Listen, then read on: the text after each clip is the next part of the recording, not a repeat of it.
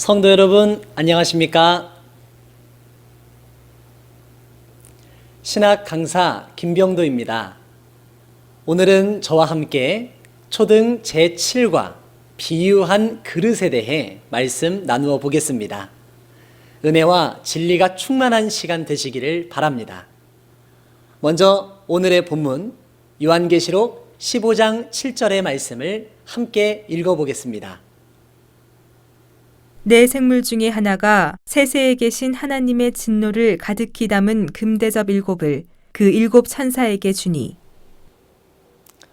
본문에는 7 천사가 7 금대접을 받았고 그 안에는 하나님의 진노의 말씀이 담겨져 있다고 기록되어 있습니다.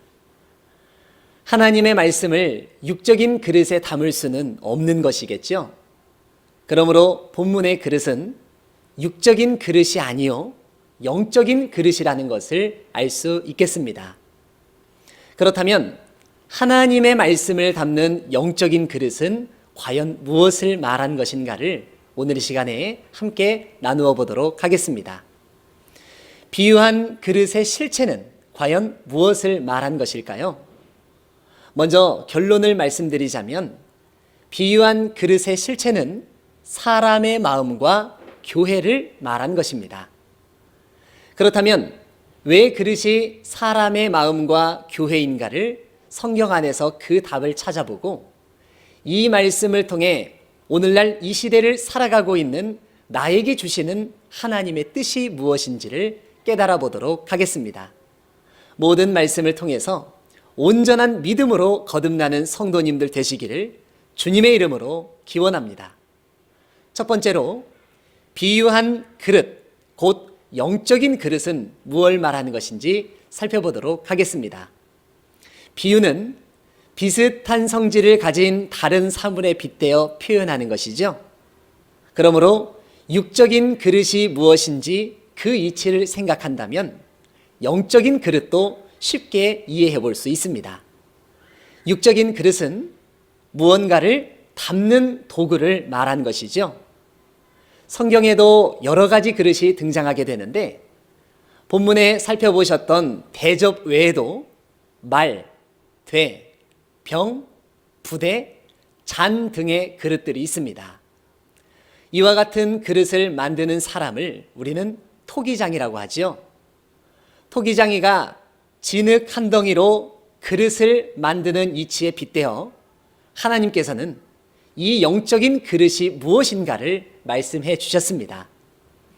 이사야 64장 8절에는 주는 토기장이요 우리는 진흙이라는 말씀이 기록되어 있습니다. 그러니 토기장이는 하나님이며 진흙은 사람을 말한다는 것이죠. 그렇다면 하나님께서 진흙과 같은 사람으로 만드시는 그릇은 과연 무엇인가를 우리 함께 알아보도록 하겠습니다. 로마서 9장 21절에서 24절까지를 함께 읽겠습니다. 토기장이가 진흙 한 덩이로 하나는 귀히 쓸 그릇을 하나는 천히 쓸 그릇을 만드는 권이 없느냐. 만일 하나님이 그 진노를 보이시고 그 능력을 알게 하고자 하사 멸하기로 준비된 진노의 그릇을 오래 참으심으로 관용하시고 또한 영광받기로 예비하신 바 긍휼의 그릇에 대하여 그 영광의 부요함을 알게 하고자 하셨을지라도 무슨 말 하리요. 이 그릇은 우리니 곧 유대인 중에서뿐 아니라 이방인 중에서도 부르신 자니라. 읽어보신 말씀에서는 이 그릇은 우리라고 하며 유대인 중에서뿐 아니라 이방인 중에서도 부르신 자라고 하였습니다. 그러므로 그릇은 토기장이신 하나님께서 흙과 같은 많은 인생들 가운데서 특별히 택하시고 불러주신 사람이며 바로 사명자라는 것을 알 수 있겠습니다. 이같이 하나님의 그릇으로 택함받은 많은 사람들이 있는데 그 중에는 예수님께서 택하셨던 바울도 있었습니다. 사도행전 9장에는 바울이 예수님께 택함받을 때에 관한 이야기가 기록되어 있습니다. 바울의 본래 이름은 사울이었으며 당시에 예수 교회와 성도들을 열심으로 핍박하고 죽이며 많은 해를 끼치던 자였습니다. 그러나 예수님께서는 바울을 선택하셨고 사도행전 9장 15절에는 바울을 가리켜 예수님의 이름을 이방인과 임금들과 이스라엘 자손들 앞에 전하기 위해 택한 나의 그릇이라고 말씀하셨습니다. 이는 육적 그릇이 아니요 바울과 같은 사명자, 바로 사람을 말씀한 것이 되겠습니다. 이같이 바울이 예수님께 택함받은 후에는 누구보다도 많은 환난과 핍박을 받으면서도 목숨을 바쳐 예수님의 이름을 세상에 가장 열심히 전파하였습니다. 빌립보서 3장에는 바울은 무엇이든지 자기에게 유익하다는 것을 해로 여기고 그리스도 예수를 아는 가장 고상한 지식을 인하여 모든 것을 배설물로 여기고 버렸다고 하였습니다. 또한 고린도전서 15장에는 자신이 이같이 된 것은 오직 하나님의 은혜라고도 하였습니다. 그럼 바울이 듣고 전했던 가장 고상한 지식은 과연 무엇이기에 이같이 바울이 변화하게 된 것일까요? 갈라디아서 1장 11절에서 12절까지에는 바울 자신이 전한 복음은 사람의 뜻을 따라 된 것이 아니요 오직 예수 그리스도의 계시로 말미암은 것이라고 하였습니다. 그러므로 바울은 예수 그리스도의 계시를 듣고 하나님의 사람으로 변화되었으며 예수님의 그릇으로 택함 받았다는 것을 알 수 있겠습니다. 그렇다면 우리도 바울과 같이 하나님의 사람이요 하나님의 그릇으로 변화받기 위해서는 반드시 계시의 말씀을 잘 듣고 깨달아야 하는 것이겠죠. 이 시간 하늘에서 온 계시 말씀이 나를 새롭게 하고 하나님의 자녀로 더욱더 거듭나게 하는 귀한 말씀의 시간이 되었으면 합니다. 세상에서도 마음이 넓고 포부가 큰 사람을 그릇이 크다고 하며 속이 좁고 자기밖에 모르는 사람, 이기적인 사람이 있다면 그 사람을 그릇이 작다고들 합니다. 이같이 영적인 그릇은 바로 사람의 마음이라고 할 수가 있겠습니다. 육적인 그릇은 그 종류가 여러 가지가 있죠. 영적인 그릇도 그 종류가 나누어지게 되니 하나는 하나님의 그릇이고 또 하나는 사단의 그릇입니다. 그럼 하나님의 그릇은 무엇이며 사단의 그릇은 무엇이며 나는 과연 어떤 그릇인지 자신의 모습을 우리는 알아야지만이 하나님의 그릇이 될 수 있는 것이겠죠. 이제 두 번째로 육적인 그릇을 빙자한 영적인 두 가지 그릇에 대해 함께 알아보겠습니다. 육적인 그릇은 그 안에 무엇을 담느냐에 따라 이름이 결정됩니다.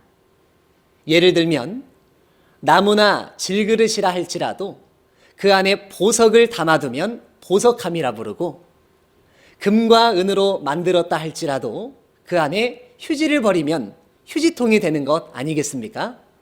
이는 무엇을 담느냐에 따라 이름이 지어진다는 것이 되겠죠.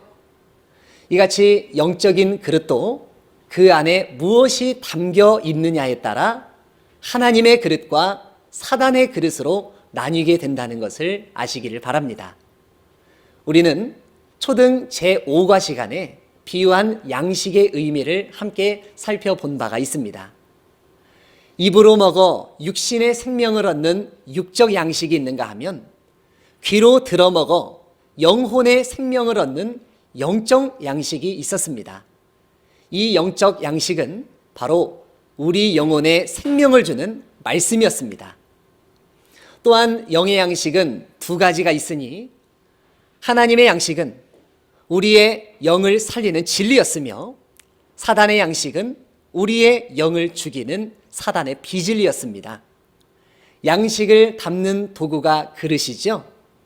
밥을 담으면 밥그릇이고 국을 담으면 국그릇이니 하나님의 양식을 담으면 하나님의 그릇이 되고 사단의 양식을 담으면 사단의 그릇이 되는 것 아니겠습니까? 비유한 그릇은 사람을 말한 것이니 하나님의 양식인 진리를 마음에 담은 사람은 하나님의 그릇이며 사단의 양식인 비진리를 마음에 담은 사람은 사단의 그릇이라 할 수가 있겠습니다. 영적인 그릇의 의미가 무엇인가를 알았다면 나 자신은 과연 어떤 그릇인가를 스스로에게 물어보아야 하지 않겠습니까? 내 마음의 그릇에는 진리가 있는지 없는지를 돌아보아 나는 과연 어떤 그릇인가를 확인해 보아야 하겠습니다. 만일 내 안에 하나님의 말씀인 진리가 담겨 있다면 나는 하나님께로부터 인정받는 하나님의 그릇이라 할 수가 있겠지만 만일 내 안에 진리가 없다면 나는 하나님의 그릇이라 할 수는 없는 것입니다. 반드시 자기 자신을 돌아보아 내 것은 온전히 비워내고 하나님의 말씀을 온전히 담는 하나님의 그릇이 되기를 소망합니다. 진리를 마음에 담은 하나님의 그릇은 하나님의 소속이 되어 복을 받지만 진리가 없고 비진리를 담은 사단의 그릇은 심판을 받게 됩니다. 그럼 진리가 없는 사단의 그릇의 결과는 과연 어떻게 되는지 알아보도록 하겠습니다. 예레미야 48장 11절에서 12절까지를 함께 읽겠습니다. 모압은 예로부터 평안하고 포로도 되지 아니하였으므로 마치 술의 그 찢기 위에 있고 이 그릇에서 저 그릇으로 옮기지 않음 같아서 그 맛이 남아 있고 냄새가 변치 아니하였도다. 그러므로 나 여호와가 말하노라. 날이 이르리니 내가 그 그릇을 기울일 자를 보낼 것이라. 그들이 기울여서 그 그릇을 비게 하고 그 병들을 부수리니. 읽어보신 말씀의 모압 족속은 아브라함의 조카 롯의 혈통으로 난 민족입니다. 본래 선민의 씨로 났기 때문에 하나님을 그 마음에 모셔야 하고 하나님의 말씀을 지켜야 하는 민족이었으나 그들이 부패함으로 하나님을 떠나 이방신을 섬기게 되었으니 이방인과도 같은 존재가 되어버렸습니다. 하나님의 말씀을 알고 지켜야 하는 백성들이 말씀은 깨닫지 못한 채 잘못된 자기 생각과 더러운 것들로 그 마음에 가득한 모습을 가리켜 술이 그 찢기 위에 있는 그릇과 같다고 말씀하셨던 것입니다. 하나님께서는 그 그릇을 기울일 자를 보내어 그릇을 비게 하고 병들을 부술 것을 말씀하셨으니 그 마음에 하나님과 말씀이 없고 자기 생각으로만 가득한 자들을 심판하실 때가 있음을 예언하신 것입니다. 읽어보신 예레미야서는 구약 선지자의 예언이므로 약속하신 때가 되면 이루어져야 되는 것 아니겠습니까?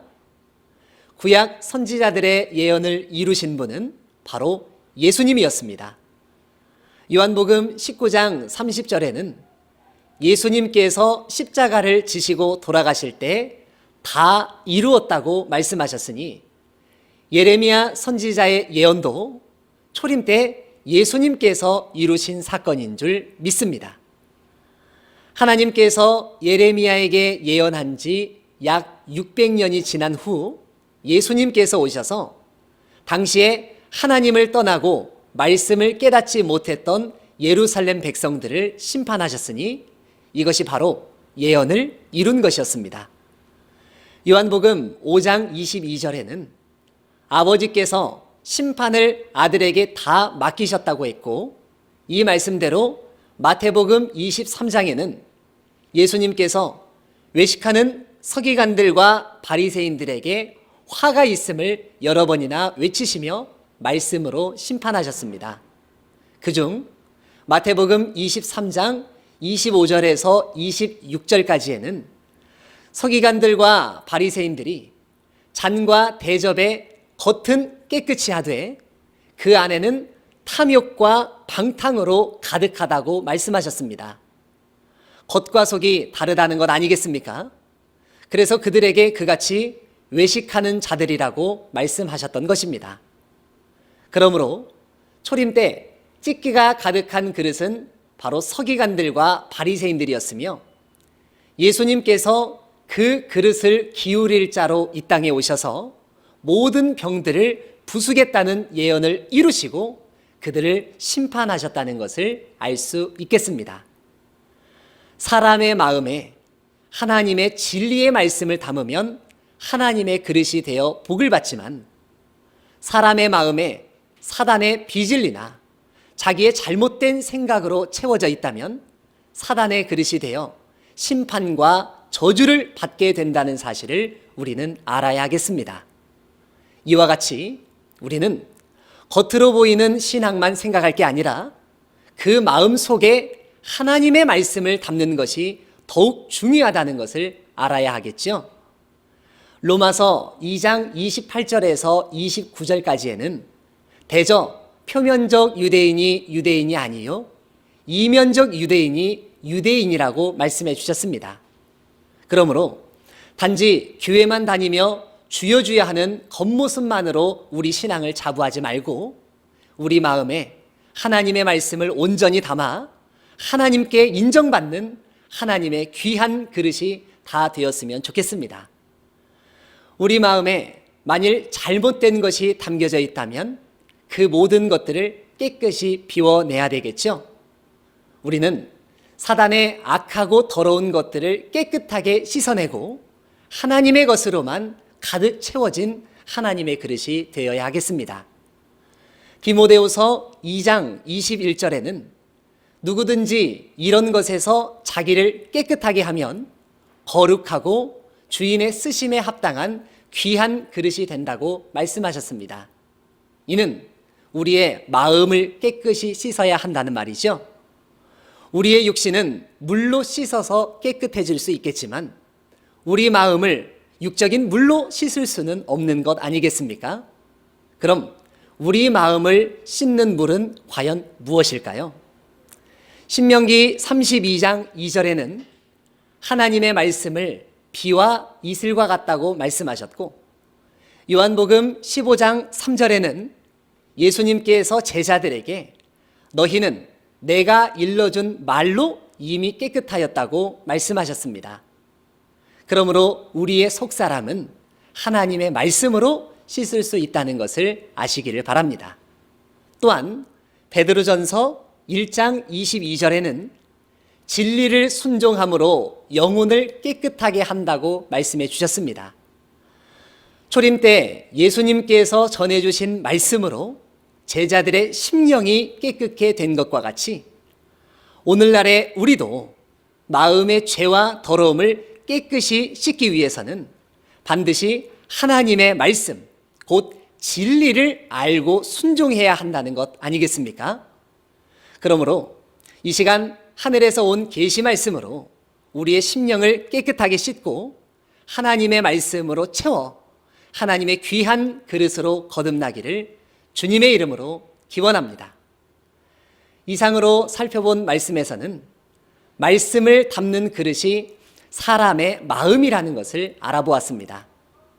그런데 성경에는 조금 더 큰 그릇도 등장하는데 바로 사람을 담는 그릇입니다. 과연 어떤 그릇인지 마태복음 13장 47절에서 48절까지를 읽어보겠습니다. 또 천국은 마치 바다에 치고 각종 물고기를 모는 그물과 같으니 그물에 가득함에 물가로 끌어내고 앉아서 좋은 것은 그릇에 담고 못된 것은 내어 버리느니라. 읽어보신 말씀은 예수님께서 말씀하신 천국 비밀 비유의 내용으로 천국은 바다에 치고 각종 물고기를 모는 그물과 같다고 말씀하셨습니다. 또한 그물을 물가로 끌어내고 앉아서 좋은 것은 그릇에 담고 못된 것은 내어 버린다고 하였습니다. 이 말씀은 천국에 관한 비밀이므로 그물에 모인 고기도 고기를 담는 그릇도 모두가 영적인 것 아니겠습니까? 영적인 고기가 무엇인지 알아야 그 고기를 담는 영적인 그릇도 이해할 수가 있는 것입니다. 하박국 1장 14절에는 사람을 바다의 어족과 같다고 말씀하였습니다. 그러므로 고기는 바로 사람을 말한 것이며 좋은 고기와 못된 고기가 있다는 것은 바로 두 종류의 사람이 있다는 말인 것입니다. 이어서 마태복음 13장 49절에서 50절까지에는 세상 끝에도 이러하다고 하시며 의인 중에 악인을 갈라내어 풀무불에 던져 넣는다고 말씀하셨습니다. 그러므로 각종 물고기 중 좋은 것은 그릇에 담고 못된 것은 내어 버린다는 말은 의인 중에 악인을 갈라내어 풀무불에 던져 넣는다는 심판의 말씀이 되겠습니다. 그렇다면 사람을 담는 그릇은 무엇일까요? 바로 하나님의 성도들이 모인 교회와 같은 조직체라고 말할 수가 있겠죠. 마지막으로 오늘 배우신 말씀을 정리해 보겠습니다. 성경에는 무언가를 담는 도구인 그릇에 빗댄 영적인 그릇이 있습니다. 영적인 그릇은 영적 양식인 말씀을 담는 그릇이었습니다. 하나님의 말씀은 육적인 그릇에도 담을 수 없고 짐승에게 전해주어 담을 수도 없습니다. 오직 사람의 마음에만 전하여 담을 수 있는 것이겠죠. 그러므로 말씀을 담는 그릇은 바로 사람의 마음이었다는 것을 함께 보았습니다. 그런데 이 그릇은 두 가지가 있으니 바로 하나님의 그릇과 사단의 그릇입니다. 하나님의 진리의 말씀을 마음에 담은 사람은 하나님의 그릇이 되며 사단의 비진리의 말을 마음에 담은 사람은 사단의 그릇이라 할 수가 있겠죠. 또한 내가 이전에 어떤 그릇이었다 할지라도 그 마음의 죄와 모든 비진리를 깨끗하게 씻고 하나님의 말씀을 소유하면 누구든지 하나님의 귀한 그릇이 될 수 있다는 사실을 함께 살펴보았습니다. 또 성경에는 조금 더 큰 그릇도 있으니 사람을 담는 그릇은 바로 교회와 같은 조직체였습니다. 하지만 비유한 그릇의 답이 무엇인가를 아는 것보다 더욱 중요한 것은 내가 과연 하나님의 그릇인가 사단의 그릇인가 자기 자신을 돌아보는 것 아니겠습니까? 하나님의 진리의 말씀을 알고 깨달아 마음에 두었다면 나는 하나님의 그릇이라 말할 수가 있겠지만 신앙은 하되 하나님의 말씀을 아직 깨닫지 못하고 자기 자신의 생각과 비진리가 마음에 가득하다면 하나님의 그릇이라고 하기는 어렵지 않겠습니까? 그러므로 진리의 말씀이 내 마음에 있는지 없는지를 스스로 돌아보고 악한 것은 버리고 좋은 것은 채워서 하나님의 귀한 그릇으로 인정받는 하나님의 자녀 되시기를 바랍니다. 또한 하나님의 말씀을 마음에 소유했다면 더 이상 더러워지지 말아야 하는 것이겠죠. 말씀을 깨달았다면 진리를 믿고 순종하는 하나님의 가족 되시기를 진심으로 기원합니다. 다음 시간에는 초등 제8과 비유한 저울 지팡이에 대해 알아보겠습니다. 하나님께서 심판하는 도구가 무엇이며 치리자가 가진 지팡이는 과연 무엇인지를 함께 배워보는 시간입니다. 모든 내용 깨달으시고 소망에 들어가는 성도님들 되시기를 주님의 이름으로 기원합니다. 오늘 말씀은 이것으로 마치겠습니다. 시청해 주셔서 감사합니다. 천국 비밀 비유를 알지 못하면 죄사함 못 받고 외인이 된다. 지금 때는 비사가 아닌 밝히 알리는 때. 지금은 추수 때. 추수되어 간 자는 천국의 아들들. 추수되지 못하고 자기 밭 교회에 남은 자는 마귀의 아들들. 약속대로 믿고 구원받는 자 되자.